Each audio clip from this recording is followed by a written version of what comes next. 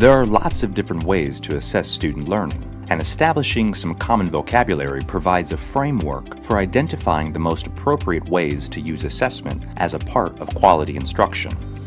Two of the most common types are formative assessment and summative assessment. Let's break those down. Think of formative assessment as informing instruction, and summative assessment as a summary of learning. Formative assessments are really a part of formative instruction.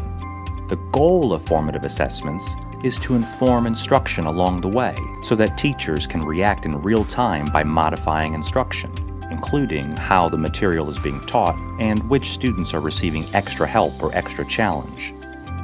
Formative assessments can take on many variations, from informal checks for understanding, such as asking students to verbally respond to questions during lessons, to more formal contexts, such as quizzes in the middle of a unit or diagnostic tests prior to teaching.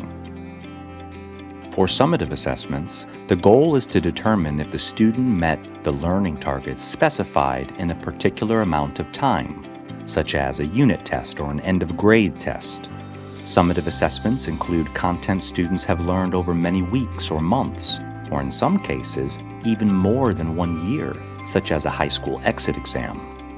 Because summative assessments are given after instruction has occurred rather than during instruction, the results provide information about how the student is doing for accountability and more formal monitoring progress. For example, parents can see whether their student met grade-level expectations based on an end-of-grade proficiency test. Sometimes the same test could be summative or formative, depending on how it is used. For example, an educator might give a pre-test at the beginning of a unit as a formative assessment, and then administer a similar version of that test as a summative assessment at the end of the unit.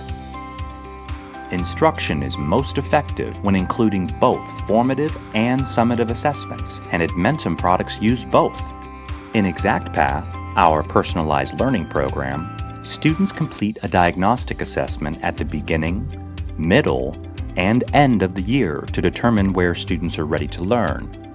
ExactPath also includes smaller formative assessments such as progress checks that are used to inform what content the student receives next in the learning path.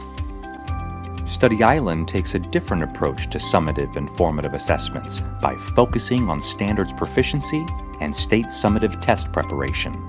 Study Island has a test mode for formative assessment before and during instruction, a test builder for educators to build their own unit tests and semester exams as summative assessments, and benchmark assessments that can be given 3 to 4 times a year. Courseware, our fully customizable digital curriculum, includes both formative and summative assessments too.